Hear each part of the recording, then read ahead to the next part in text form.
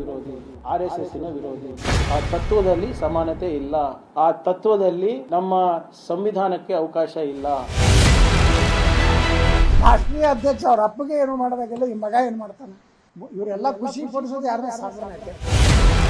ಯಾವ ನೆಹರು ಅವರ ಮರಿಮಗಳ ಹೆಸರನ್ನು ನೀವು ಇಟ್ಕೊಂಡಿದ್ದೀರಲ್ಲ, ಆ ನೆಹರು ಕೈಲೇ RSS ಬ್ಯಾನ್ ಮಾಡೋಕ್ಕಾಗಲಿಲ್ಲ. ನೆಹರು ಮಗಳು ಇಂದಿರಾ ಗಾಂಧಿ ಕೈಲಾಗಲಿಲ್ಲ, ಇಂದಿರಾ ಗಾಂಧಿ ಮಗ ರಾಜೀವ್ ಗಾಂಧಿ ಕೈಲಾಗಲಿಲ್ಲ. ಇನ್ನು ರಾಜೀವ್ ಗಾಂಧಿಯ ಮಗಳ ಹೆಸರನ್ನು ಇಟ್ಕೊಂಡಿರುವಂಥ ನಿಮ್ಮ ಕೈಲಾಗುತ್ತಾ ಸರ್? ತಾಕತ್ತಿದ್ರೆ ಮಾಡ್ರಿ, ನಾನೇ ಓದ್ತೀನಿ, ನಾನೇ ಮಾಡ್ತೀನಿ RSS. ನೀವು ಯಾವ ಜಾಗನ ಬ್ಯಾನ್ ಮಾಡ್ತಿರೋ ನಾನೇ ಹೋಗ್ತೀನಿ. ನಿಮ್ಮ ತಾಕತ್ತಿದ್ರೆ ಮುಟ್ಟಿ ನನ್ನ ನೋಡೋಣ. ಸ್ನೇಹಿತರೆ, ಈ ಸಂಜೆ ನ್ಯೂಸ್ಗೆ ಸ್ವಾಗತ. ಹೆಡ್ಗೇವಾರ್ ಅವರು 1925ರಲ್ಲಿ RSS ಸ್ಥಾಪನೆ ಮಾಡ್ತಾರೆ. ನೋಡಿ, RSS ಸ್ಥಾಪನೆಗೆ ಒಂದು ದೊಡ್ಡ ಇತಿಹಾಸವಿದೆ. ಅವತ್ತು ಕೇವಲ 4 ಜನದಿಂದ ಪ್ರಾರಂಭವಾದಂಥ ಈ ಒಂದು RSS ಇವತ್ತು ದೇಶದ ಪ್ರತಿಯೊಂದು ನಗರದಿಂದ ಹಿಡಿದು ಹಳ್ಳಿಯಲ್ಲೂ ಕೂಡ RSS ಶಾಖೆ ನಡೆಯುತ್ತೆ. RSS ನಮಗೆ ತಿಳಿದಂತೆ RSS ಶಾಖೆನಲ್ಲಿ ಯಾವುದೇ ದೇಶ ವಿರೋಧಿ ಚಟುವಟಿಕೆಗಳನ್ನು ಕೂಡ ಅಲ್ಲಿ ಹೇಳ್ಕೊಡೋದಿಲ್ಲ. ಇದನ್ನು ಹೇಳ್ತಾ ಈ ವಿಡಿಯೋವನ್ನು ಪ್ರಾರಂಭ ಮಾಡ್ತೇವೆ. ಇದೀಗ ರಾಜ್ಯ ರಾಜಕೀಯದಲ್ಲಿ ಕೋಲಾಹಲಕ್ಕೆ ಕಾರಣವಾಗಿರುವಂತಹ ಈ ಒಂದು ಸುದ್ದಿ ಏನಂದ್ರೆ, ಸಚಿವ ಪ್ರಿಯಾಂಕಾ ಖರ್ಗೆ ಅವರು ಆಡಿದಂತಹ ಒಂದು ಮಾತು. CM ಸಿದ್ದರಾಮಯ್ಯನವ್ರಿಗೆ ಒಂದು ಪತ್ರ ಬರೀತಾರೆ. ಸರ್ಕಾರಿ ಜಾಗಗಳಲ್ಲಿ ಯಾವುದೇ ಕಾರಣಕ್ಕೂ RSS ಶಾಖೆಗಳು ಚಟುವಟಿಕೆಗಳು ನಡೀಬಾರದು ಅಂತೇಳಿ ಸಿದ್ದರಾಮಯ್ಯನವ್ರಿಗೆ ಪತ್ರ ಬರೀತಾರೆ. ಇದಕ್ಕೆ ಸಿದ್ದರಾಮಯ್ಯನವರು ಸ್ಪಂದಿಸಿ ಮುಖ್ಯ ಕಾರ್ಯದರ್ಶಿಗಳಿಗೆ ಸೂಚನೆಯನ್ನು ಕೊಡ್ತಾರೆ, ಕ್ರಮ ಕೈಗೊಳ್ಳಿ ಅಂತೇಳಿ. ಇದೀಗ ಇದೇ ವಿಚಾರ ರಾಜ್ಯ ರಾಜಕೀಯದಲ್ಲಿ ಕೋಲಾಹಲಕ್ಕೆ ಕಾರಣವಾಗಿದೆ. ಸಿಡಿದೆದ್ದಿದ್ದಾರೆ ಯತ್ನಾಳ್. ಹಿಂದೂ ಫೈರ್ ಬ್ರ್ಯಾಂಡ್ ಅಂತಾನೆ ಖ್ಯಾತಿ ಗಳಿಸಿರುವಂತಹ ಯತ್ನಾಳ್ ಅವರು ಸಿಡಿದೆದ್ದಿದ್ದಾರೆ. ಪ್ರತಾಪ್ ಸಿಂಹ ಅವರು ಕೂಡ ಕಿಡಿಕಾರಿದ್ದಾರೆ. ಇಂದಿರಾ ಗಾಂಧಿ ಕೈಯಿಂದಲೂ ಕೂಡ ಆಗಲಿಲ್ಲ, ನಿಮ್ಮ ಅಪ್ಪವ್ರ ಕೈಯಿಂದಲೂ ಆಗಲಿಲ್ಲ, ಇದು ಕಾಂಗ್ರೆಸ್ನವರ ಸೊತ್ತಲ್ಲ. ಹೀಗೆ ಜೊತೆಯಲ್ಲಿ ಅಶೋಕ್ ಅವರು ಕೂಡ, ಇವರೆಲ್ಲರೂ ಕೂಡ ಏನ್ ಹೇಳಿದ್ದಾರೆ, ಏನ್ ಪ್ರತಿಕ್ರಿಯೆ ಕೊಟ್ಟಿದ್ದಾರೆ. ಜೊತೆಯಲ್ಲಿ RSSಗೆ ಈ ದೇಶದಲ್ಲಿ 3 ಬಾರಿ ಬ್ಯಾನ್ ಆಗಿತ್ತು. ಈ ಎಲ್ಲದರ ಕುರಿತಾದ ಕಂಪ್ಲೀಟ್ ಮಾಹಿತಿ ತೋರಿಸ್ತಾ ಹೋಗ್ತೀವಿ. ಅದಕ್ಕೂ ಮುಂಚೆ ನೀವಿನ್ನೂ ನಮ್ಮ ಚಾನಲ್ಗೆ ಸಬ್ಸ್ಕ್ರೈಬ್ ಆಗದಿದ್ರೆ ಈ ಕೂಡಲೇ ಸಬ್ಸ್ಕ್ರೈಬ್ ಆಗಿ ಪಕ್ಕದಲ್ಲಿರೋ ಬೆಲ್ ಐಕನ್ ಕ್ಲಿಕ್ ಮಾಡಿ. ಈಗ RSS ವಿಚಾರಕ್ಕೆ ಬರೋಣ. ಇಲ್ಲಿ RSS ಬ್ಯಾನ್ ವಿಚಾರ ಇದೇ ಮೊದಲೇನಲ್ಲ. ಪ್ರಿಯಾಂಕಾ ಖರ್ಗೆ ಅವರು ಈ ರೀತಿಯ ಒಂದು ಕೋಲಾಹಲ ಹುಟ್ಟಿ ಹಾಕುವಂತ ಹೇಳಿಕೆಗಳನ್ನ ಇದೇ ಮೊದಲನೇ ಬಾರಿ ಅಲ್ಲ ಕೊಟ್ಟಿರುವಂಥದ್ದು. ಈ ಹಿಂದೆ ಒಂದು 3-4 ತಿಂಗಳ ಹಿಂದೆಲ್ಲೂ ಕೂಡ ಇದೇ ರೀತಿಯ ಹೇಳಿಕೆಯನ್ನ ಕೊಡ್ತಾರೆ, RSS ಬ್ಯಾನ್ ಆಗಬೇಕು ಇಲ್ಲಿ ಅಂತ ಎನ್ನುವಂತ ಮಾತುಗಳನ್ನು ಕೂಡ, ವಾದಗಳನ್ನು ಕೂಡ ಆಗಾಗ ಹೇಳ್ತಾಲೆ ಬಂದಿರುವಂಥದ್ದು. ಇದಕ್ಕೆ BJP ನಾಯಕರು ಕಿಡಿಕಾರ್ತಲೇ ಬಂದಿದ್ದಾರೆ. ಎಲ್ರಿಗೂ ಕೂಡ ಗೊತ್ತಿರುವಂಥ ವಿಚಾರ ಏನಂದ್ರೆ, RSS ಒಂದು ಅಂಗ, BJPಯ ಒಂದು ಪಕ್ಷ, ಆ ಒಂದು ಅವರ ಒಂದು ಅಂಡರ್ನಲ್ಲೇ ಇರುವಂಥದ್ದು, ಎಲ್ರಿಗೂ ಕೂಡ ಬಯಲಾಗಿರುವಂಥ ವಿಚಾರ. ಈ ಒಂದು RSS 1925ರಲ್ಲಿ ಹೆಡ್ಗೇವಾರ್ ಅವರು ಸ್ಥಾಪನೆ ಮಾಡ್ತಾರೆ. ಅವತ್ತಿಂದ ಇಲ್ಲಿಯವರೆಗೂ 3 ಬಾರಿ ಈ ದೇಶದಲ್ಲಿ ಬ್ಯಾನ್ ಆಗಿದೆ RSS. ಈ ಬಾರಿ ಅಂದ್ರೆ ಹೇಳ್ತಾರೆ, RSS ಬ್ಯಾನ್ ಮಾಡೋದಕ್ಕೆ ನಿಮ್ಮ ಅಪ್ಪನ ಕೈಯಿಂದ ಆಗಲ್ಲ, ಬೇರೆ ಯಾರ ಕೈಯಿಂದನೂ ಆಗಿಲ್ಲ ಅಂತೇಳಿ. ಸೊ ಇತಿಹಾಸ ಪುಟ ನೋಡಿದಂಥ ಸಂದರ್ಭದಲ್ಲಿ RSS ಈ ದೇಶದಲ್ಲಿ 3 ಬಾರಿ ಬ್ಯಾನ್ ಮಾಡಲಾಗಿತ್ತು. ಯಾವಾಗೆಲ್ಲ ಅಂತ ನೋಡಿದ್ರೆ 1948ರಲ್ಲಿ ಮಹಾತ್ಮ ಗಾಂಧೀಜಿಯವರ ಹತ್ಯೆ, ನಾಥುರಾಮ್ ಗೂಡ್ಸೆ ಅವರ ಹತ್ಯೆ ಆದ ನಂತರ 1948ರಲ್ಲಿ RSS ಮೊದಲನೇ ಬಾರಿಗೆ ಇಲ್ಲಿ ಬ್ಯಾನ್ ಮಾಡಲಾಗುತ್ತೆ. ಅದಾದ ನಂತರ ಯಾವಾಗ RSS ಬ್ಯಾನ್ ಮಾಡಲಾಗುತ್ತೆ ಅಂತ ನೋಡೋದಾದ್ರೆ, ದೇಶದಲ್ಲಿ ತುರ್ತು ಪರಿಸ್ಥಿತಿ, ಇಂದಿರಾ ಗಾಂಧಿ ಅವರು ಪ್ರಧಾನಮಂತ್ರಿ ಆಗಿರ್ತಾರೆ, ದೇಶದಲ್ಲಿ ತುರ್ತು ಪರಿಸ್ಥಿತಿ ಇರಲಾಗಿರುತ್ತೆ. ಈ ಸಂದರ್ಭದಲ್ಲೂ ಕೂಡ RSS ಬ್ಯಾನ್ ಮಾಡಲಾಗಿರುತ್ತೆ 2ನೇ ಬಾರಿಗೆ. ಇನ್ನು 3ನೇ ಬಾರಿಗೆ RSS ಕೂಡ ಬ್ಯಾನ್ ಮಾಡಲಾಗುತ್ತೆ. ಅದು ಯಾವಾಗ ಅಂತ ನೋಡೋದಾದ್ರೆ 1992ರಲ್ಲಿ ಬಾಬ್ರಿ ಮಸೀದಿ ಧ್ವಂಸ ಪ್ರಕರಣ. ಅದು ಬಾಬ್ರಿ ಮಸೀದಿ ಧ್ವಂಸ ಬಹುಶಃ ಡಿಸೆಂಬರ್ 1992 ಡಿಸೆಂಬರ್ 4 ಅಥವಾ 6ನೇ ಡೇಟಲ್ಲಿ ಏನು ಬಾಬ್ರಿ ಮಸೀದಿ ಧ್ವಂಸ ಆಗುತ್ತೆ. ಇದಾದ ಒಂದು 3-4 ದಿವಸದಲ್ಲಿ ಅಂದರೆ ಡಿಸೆಂಬರ್ 10ನೇ ತಾರೀಕಿನಂದು RSS ಬ್ಯಾನ್ ಮಾಡಲಾಗಿರುತ್ತೆ. ಬರೋಬ್ಬರಿ 3 ಬಾರಿ ಈ ದೇಶದಲ್ಲಿ RSS ಬ್ಯಾನ್ ಮಾಡಲಾಗಿದೆ. 4ನೇ ಬಾರಿಗೆ ಈಗ ಇರುವಂಥ ಸ್ಥಿತಿನಲ್ಲಿ RSS ಬ್ಯಾನ್ ಮಾಡಲಾಗುತ್ತಾ? ನಿಮ್ಮ ಅನಿಸಿಕೆಯನ್ನು ಕಮೆಂಟ್ ಮಾಡಿ. ಇನ್ನು ವಿಚಾರಕ್ಕೆ ಬರೋದಾದ್ರೆ ಸ್ನೇಹಿತರೆ, RSS ಈ ಒಂದು ಬ್ಯಾನ್ ವಿಚಾರ ಹೆಂಗೆ ಸ್ಟಾರ್ಟ್ ಆಗುತ್ತೆ ಅಂತ ನೋಡೋದಾದ್ರೆ, ಇಲ್ಲಿ ಸಚಿವ ಪ್ರಿಯಾಂಕಾ ಖರ್ಗೆ ಅವರು ಒಂದು CM ಸಿದ್ದರಾಮಯ್ಯನವ್ರಿಗೆ ಒಂದು ಪತ್ರ ಬರೀತಾರೆ. RSS ಚಟುವಟಿಕೆಗಳು ಯಾವುದೇ ಕಾರಣಕ್ಕೂ ಸರ್ಕಾರಿ ಜಾಗಗಳಾದಂಥ ಉದ್ಯಾನವನ ಆಗಿರ್ಬೋದು, ಸರ್ಕಾರಿ ಶಾಲೆಯ ಆವರಣ ಆಗಿರ್ಬೋದು, ಅಥವಾ ಮುಜರಾಯಿ ಇಲಾಖೆ ಆಗಿರ್ಬೋದು, ಇಲ್ಲಿ RSS ಚಟುವಟಿಕೆಗಳು ನಡೀಕೂಡ್ದು. ಬೈಠಕ್ ಆಗಿರ್ಬೋದು, RSS ಚಟುವಟಿಕೆಗಳಾಗಿರ್ಬೋದು, ಯಾವುದೊಂದು ಕೂಡ ಇಲ್ಲಿ ನಡೆಯೋದಕ್ಕೆ ಅವಕಾಶ ಕೊಡಬಾರದು. ಹೀಗೆ ಒಂದು CM ಅವರಿಗೆ ಪತ್ರ ಬರೀತಾರೆ. ಈ ಪತ್ರವನ್ನ CM ಸಿದ್ದರಾಮಯ್ಯನವರು ಸ್ಪಂದಿಸಿ ಮುಖ್ಯ ಕಾರ್ಯದರ್ಶಿಗಳಿಗೆ ಒಂದು ಸೂಚನೆ ಕೊಡ್ತಾರೆ. ಇದೇನಿದೆ ಕ್ರಮ ಜರುಗಿಸಿ ಕ್ರಮ ಕೈಗೊಳ್ಳಿ ಅಂತೇಳಿ. ಅಲ್ಲಿಗೆ BJP ನಾಯಕರು ಸುಮ್ಮನೆ ಕೂತ್ಕೊಳ್ತಾರಾ? ಇಲ್ಲ, ಎಲ್ಲರೂ ಕೂಡ ಒಂದೇ ಸಮನೆ ಸಿಡಿದೆದ್ದಿದ್ದಾರೆ.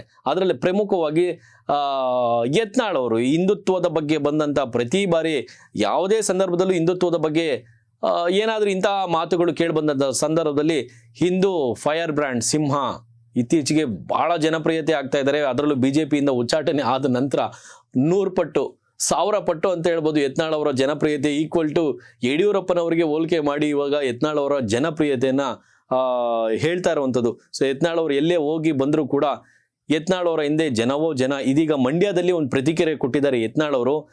RSS ಕುರಿತು ಬ್ಯಾನ್ ವಿಚಾರದ ಬಗ್ಗೆ ಪ್ರಿಯಾಂಕಾ ಖರ್ಗೆ ಅವರು ಆಡದಂಥ ಒಂದು ಬರೆದಂಥ ಪತ್ರದ ಬಗ್ಗೆ ಯತ್ನಾಳ್ ಅವರೊಂದು ಸ್ಟೇಟ್ಮೆಂಟ್ ಕೊಟ್ಟಿದ್ದಾರೆ. ಏನು ಹೇಳಿದ್ದಾರೆ ಅನ್ನೋದನ್ನ ನೋಡ್ಕೊಂಬನ್ನಿ, ಕ್ವಿಕ್ ಆಗಿ ತೋರಿಸ್ತೀವಿ. ಈ RSS ನಿಷೇಧ ಮಾಡ್ಕೊಂಡು ಮೂರ್ಖರು ಎಷ್ಟು ಮಂದಿ ಹೋಗ್ಯಾರ ಇಂಥವ್ರು. ಇವ ಪ್ರಿಯಾಂಕಾ ಅಂತರು ಇದಕ್ಕೇನು ಸುಮ್ಮನೆ ಯಾವುದೋ ಕಾರಣದಿಂದ ಅವ್ರ ಅಪ್ಪಗೆ ಏನೋ ಮಾಡೋದಾಗಲ್ಲ. ರಾಷ್ಟ್ರೀಯ ಅಧ್ಯಕ್ಷ ಅವ್ರ ಅಪ್ಪಗೆ ಏನೋ ಮಾಡೋದಾಗಲ್ಲ, ಈ ಮಗ ಏನು ಮಾಡ್ತಾನೆ. ಇವರೆಲ್ಲ ಖುಷಿ ಪಡಿಸೋದು ಯಾರನ್ನ ಸಾಂಬ್ರನಾಯ್ತು. ಎಸ್, ನೋಡಿದ್ರಲ್ಲ ಯತ್ನಾಳ್ ಅವರ ಮಾತುಗಳನ್ನ. ಯತ್ನಾಳ್ ಅವ್ರು ಹೇಳ್ತಾರೆ, ನಿಮ್ಮ ಅಪ್ಪ ಅವರೇ ಕಾಂಗ್ರೆಸ್ನ ಅಧ್ಯಕ್ಷರಾಗಿದ್ದಾರೆ, ಅವ್ರ ಕೈಯಿಂದಲೂ ಕೂಡ ಆಗೋದಿಲ್ಲ, ಇದೆಲ್ಲ ಆಗದೆ ಇರೋದಂಥ ಕೆಲಸ. ಅಷ್ಟೇ ಅಲ್ಲದೆ ಮುಂದುವರೆದು ಹೇಳ್ತಾರೆ ಯತ್ನಾಳ್ ಅವರು, ಮುಂದಿನ ಎಲೆಕ್ಷನ್ನಲ್ಲಿ ಕಾಂಗ್ರೆಸ್ಗೆ ಸಾಬರು ಬಿಟ್ಟರೆ ಬೇರೆ ಯಾರು ಕೂಡ ಹಿಂದೂಗಳು ಯಾರು ಕೂಡ ಕಾಂಗ್ರೆಸ್ಗೆ ವೋಟ್ ಹಾಕೋದಿಲ್ಲ ಎನ್ನುವಂಥ ಮಾತುಗಳನ್ನು ಕೂಡ ಯತ್ನಾಳ್ ಅವರು ಹೇಳ್ತಾರೆ. BJPಗೆ ಬಿಟ್ಟರೆ ಬೇರೆ ಯಾರು ಕೂಡ ಹಿಂದೂಗಳು BJPಗೆ ಬಿಟ್ಟರೆ ಜೊತೆಯಲ್ಲಿ ಹಿಂದುತ್ವದ ಅಡಿನಲ್ಲಿ ಇರತಕ್ಕಂಥ ನಾಯಕರುಗಳಿಗೆ ಬಿಟ್ಟರೆ ಬೇರೆ ಯಾರಿಗೂ ಕೂಡ ಹಿಂದೂಗಳು ವೋಟ್ ಹಾಕೋದಿಲ್ಲ ಎನ್ನುವಂಥ ಮಾತುಗಳನ್ನು ಕೂಡ ಹೇಳ್ತಾರೆ. ಅಷ್ಟೇ ಅಲ್ಲದೆ ಅಶೋಕ್ ಅವರು ಇಲ್ಲಿ ಕಿಡಿಕಾರಿದ್ದಾರೆ. ಯಾಕ್ರಿ ಸರ್ಕಾರ ಯಾಕೆ ಶಾಖೆಗಳನ್ನು ಮಾಡೋದಿಲ್ಲ? ತಾಕತ್ತಿದ್ರೆ ಬನ್ನಿ ನೋಡೋಣ, ಬ್ಯಾನ್ ಮಾಡಿ, ನನ್ನನ್ನು ಅಲ್ಲಿ ತಡೀರಿ, ನಾನು ಬಂದು ಅಲ್ಲಿ ಶಾಖೆಯನ್ನು ನಡೆಸ್ತೀವಿ, ಯಾಕೆ ಹೆಂಗ್ ತಡಿತೀರ ನೋಡೋಣ ಬನ್ನಿ ಅಂತೇಳಿ. ಈ ಸರ್ಕಾರಿ ಜಾಗಗಳು ಪ್ರಿಯಾಂಕಾ ಖರ್ಗೆ ಅವರು ಪತ್ರದಲ್ಲಿ ಉಲ್ಲೇಖ ಮಾಡಿರೋದು ಏನು ಅಂದರೆ, ಸರ್ಕಾರಿ ಜಾಗ ಯಾವುದೆಲ್ಲ ಬರುತ್ತೆ, ಸರ್ಕಾರಿ ಶಾಲೆಗಳಾಗಿರ್ಬೋದು ಅಥವಾ ಮುಜರಾಯಿ ಇಲಾಖೆಯ ವ್ಯಾಪ್ತಿಗೆ ಬರುವಂತಹ ದೇವಸ್ಥಾನಗಳ ಆವರಣ ಆಗಿರ್ಬೋದು ಅಥವಾ ಉದ್ಯಾನವನಗಳಾಗಿರ್ಬೋದು, ಗ್ರೌಂಡ್ಗಳು, ಹೀಗೆ ನಾವು ಎಲ್ಲಿ ಬೇಕಂದ್ರೂ ಮಾಡ್ತೀವಿ. ಅಶೋಕ್ ಅವರು ಹೇಳ್ತಾ ಇರುವಂಥದ್ದು, ನಾವು ಎಲ್ಲಿ ಬೇಕಂದ್ರೂ ಶಾಖೆ ನಡೆಸ್ತೀವಿ, ಅದನ್ನ ಕೇಳೋದಕ್ಕೆ ನೀವ್ಯಾರು? ಆ ಜಾಗ ನಮ್ಮಪ್ಪನ ಸೊತ್ತು ಅಲ್ಲ, ಕಾಂಗ್ರೆಸ್ನವರ ಅಪ್ಪನ ಸೊತ್ತು ಅಲ್ಲ, ಅದು ಸರ್ಕಾರಿ ಜಾಗ, ಅಲ್ಲಿ ಯಾರು ಏನು ಬೇಕಂದ್ರೂ ಮಾಡ್ಕೊಳ್ಬೋದು ಎನ್ನುವಂಥ ದಾಟಿನಲ್ಲಿ, ಅಂದರೆ RSSನ ಶಾಖೆಗಳನ್ನು ನಡೆಸ್ಬೋದು ಎನ್ನುವಂಥ ದಾಟಿನಲ್ಲಿ ಇಲ್ಲಿ ಅಶೋಕ್ ಅವರು ಪ್ರಿಯಾಂಕಾ ಖರ್ಗೆ ಅವರ ವಿರುದ್ಧ ವಾಗ್ದಾಳಿಯನ್ನು ನಡೆಸಿದ್ದಾರೆ. ಇನ್ನು ಇಷ್ಟೇ ಅಲ್ಲದೆ ಇದಕ್ಕೆ ಟಾಂಗ್ ಕೊಟ್ಟಿದ್ದಾರೆ. ಪ್ರಿಯಾಂಕಾ ಖರ್ಗೆ ಅವರು ಕೂಡ ಇದಕ್ಕೆ ಉತ್ತರವನ್ನು ಕೊಟ್ಟಿದ್ದಾರೆ. ಇದೆಲ್ಲನ ಈ ಶಾಖೆ ಗೀಕೆ ಇದೆಲ್ಲ ನಿಮ್ಮ ಮನೆಗಳಲ್ಲಿ ಇಟ್ಕೊಳ್ಳಿ, ಜೊತೆಯಲ್ಲಿ ಈ ಏನು ಆ ಶಾಖೆನಲ್ಲಿ ಒಂದು ಈ ದೊಣ್ಣೆ ಹಿಡ್ಕೊಂಡು ಬರ್ತಾರಲ್ಲ, ಈ ದೊಣ್ಣೆ ಹಿಡ್ಕೊಂಡು ಬೇರೆ ಸಂಘಟನೆಯವರು ಯಾರಾದರೂ ರಸ್ತೆಗೆ ಬಂದರೆ ಸುಮ್ಮನೆ ಇರ್ತೀರ ಎನ್ನುವಂಥ ಮಾತು, ಅಂದರೆ ಟೀಕೆಯನ್ನು ಕೂಡ ಇಲ್ಲಿ ಪ್ರಿಯಾಂಕಾ ಖರ್ಗೆ ಅವರು ಅಶೋಕ್ ಅವರ ಮಾತಿಗೆ ಕಿಡಿಕಾರಿದ್ದಾರೆ. ಇದೆಲ್ಲದರ ನಡುವೆ ಪ್ರತಾಪ್ ಸಿಂಹ ಅವರು, ಇದು ಪ್ರತಾಪ್ ಸಿಂಹ ಜೊತೆಯಲ್ಲಿ ಹಿಂದೂ ಫೈರ್ ಬ್ರ್ಯಾಂಡ್ ಯತ್ನಾಳ್ ಯಾವುದೇ ಕಾರಣಕ್ಕೂ ಹಿಂದುತ್ವದ ವಿರುದ್ಧ ಬಂದ ಅಂದರೆ ಇವರಿಬ್ಬರು ಕೂಡ ಸಿಡಿದೇಳುವಂಥ ನಾಯಕರು. ಈಗ ಸದ್ಯದ ರಾಜಕೀಯ ಪರಿಸ್ಥಿತಿನಲ್ಲಿ BJPನಲ್ಲಿ ಯಾರೊಬ್ಬರು ಕಾಣ್ತಾ ಇಲ್ಲ ನಮಗೆ. ನೋಡಿ, ಅಶೋಕ್ ಅವರೊಬ್ಬರು ಅಲ್ಲಿ ಇಲ್ಲಿ ಕಾಣಿಸ್ಕೊಳ್ತಾರೆ, CT ರವಿ ಅವರು ಸ್ಟೇಟ್ಮೆಂಟ್ ಕಾಣಿಸ್ಕೊಳ್ಳುತ್ತೆ ಅನ್ನೋದನ್ನು ಬಿಟ್ಟರೆ ಇಲ್ಲಿ ವಿಜೇಂದ್ರ ಅವರು ಎಲ್ಲೂ ಕೂಡ ಪಿಕ್ಚರ್ ಕಾಣಿಸೋದೇ ಇಲ್ಲ. ಹಂಗಾಗಿ ಇಲ್ಲಿ ಅಧ್ಯಕ್ಷರನ್ನ ಚೇಂಜ್ ಮಾಡಬೇಕು, BJP 2028ಕ್ಕೆ ಅಧಿಕಾರ ಸ್ಥಾಪನೆ ಮಾಡಬೇಕಂದ್ರೆ ಹಿಂದುತ್ವದ ಅಡಿಯಲ್ಲಿ ಹಿಂದುತ್ವದ ಫೈರ್ ಬ್ರ್ಯಾಂಡ್ ಅಂತೆ ಈಗ ಏನು ಇದಾಗ್ತಾ ಇದಾರಲ್ಲ, ಪೋಟ್ರೆ ಆಗ್ತಾ ಇದಾರಲ್ಲ ಇವರು ಯತ್ನಾಳ್ ಅವ್ರನ್ನ ಮುಂದಾಳ ಅಥವಾ ಬಿಡಬೇಕು ಅಂದರೆ BJPನಲ್ಲಿ ಅವ್ರನ್ನ ಮರಳಿ ಪಕ್ಷಕ್ಕೆ ಕರೆತರಬೇಕೆನ್ನುವಂಥ ವಾದಗಳು ಕೇಳಿಬರ್ತಾ ಇರೋದು. ಇನ್ನು RSSನ ವಿಚಾರಕ್ಕೆ ಬರೋದಾದ್ರೆ ಇಲ್ಲಿ ಹೇಳ್ತಾರೆ ಪ್ರತಾಪ್ ಸಿಂಹ ಅವರು ಹೇಳ್ತಾರೆ, ನೆಹರು ಅವರ ಕಾಲದಿಂದಲೂ ಕೂಡ ನೆಹರು ಅವರೇ RSSನ ಬ್ಯಾನ್ ಮಾಡೋದಕ್ಕಾಗಲಿಲ್ಲ. ನೆಹರು ಅವರ ಮಗಳು ಇಂದಿರಾ ಗಾಂಧಿ ಅವರ ಕೈಲಿಂದಲೂ ಕೂಡ RSSನ ಬ್ಯಾನ್ ಮಾಡೋದಕ್ಕಾಗಲಿಲ್ಲ. ಅಷ್ಟೇ ಅಲ್ಲದೆ ಇಂದಿರಾ ಗಾಂಧಿ ಅವರ ಮಗ ರಾಜೀವ್ ಗಾಂಧಿ ಅವರ ಕೈಲಿಂದಲೂ ಕೂಡ RSSನ ಬ್ಯಾನ್ ಮಾಡೋದಕ್ಕಾಗಲಿಲ್ಲ. ಇನ್ನು ಅವರ ಮರಿಮಗಳ ಹೆಸರನ್ನ ಇಟ್ಕೊಂಡಿರುವಂಥ ಪ್ರಿಯಾಂಕಾ ಖರ್ಗೆ ಅವರೇ, ನಿಮ್ಮ ಕೈಯಿಂದ RSSನ ಬ್ಯಾನ್ ಮಾಡೋಕ್ಕಾಗುತ್ತಾ ಸರ್? ಇಂತಹದೊಂದು ಕಿಡಿಯನ್ನ ಪ್ರತಾಪ್ ಸಿಂಹ ಅವರು ಕಿಡಿಕಾರಿದ್ದಾರೆ. ಇಷ್ಟಕ್ಕೂ ಅದೇ ನಾನು ಆಗಲೇ ಹೇಳ್ದಾಗೆ ಈ ದೇಶದಲ್ಲಿ RSS ಬ್ಯಾನೇ ಮಾಡೋಕ್ಕಾಗೋದಿಲ್ಲ ಅಂತ ಹೇಳಿ ಏನು ಹೇಳ್ತಾ ಇದ್ರಲ್ಲ BJP ನಾಯಕರು. ಬಟ್ ಇಲ್ಲಿ 3 ಬಾರಿ ದೇಶದಲ್ಲಿ RSSನ್ನು ಬ್ಯಾನ್ ಮಾಡಲಾಗಿತ್ತು. ಒಂದು 1948ರಲ್ಲಿ ಮಹಾತ್ಮ ಗಾಂಧೀಜಿಯವರ ಹತ್ಯೆಯಾದ ನಂತರ RSSನ್ನು ಬ್ಯಾನ್ ಮಾಡಲಾಗಿರುತ್ತೆ. ತುರ್ತು ಪರಿಸ್ಥಿತಿ ಇರಿದಂಥ ಸಂದರ್ಭದಲ್ಲಿ ಇಂದಿರಾ ಗಾಂಧಿ ಅವರು ಪ್ರಧಾನಮಂತ್ರಿ ಆಗಿರ್ತಾರೆ, ಆ ಸಂದರ್ಭದಲ್ಲೂ ಕೂಡ RSSನ್ನು ಬ್ಯಾನ್ ಮಾಡಲಾಗಿರುತ್ತೆ. ಇನ್ನು 3ನೇ ಬಾರಿಗೆ ಬಾಬ್ರಿ ಮಸೀದಿ ಧ್ವಂಸ 1992ರಲ್ಲಿ ಡಿಸೆಂಬರ್ 10ರಂದು RSSನ್ನು ಬ್ಯಾನ್ ಮಾಡಲಾಗಿರುತ್ತೆ.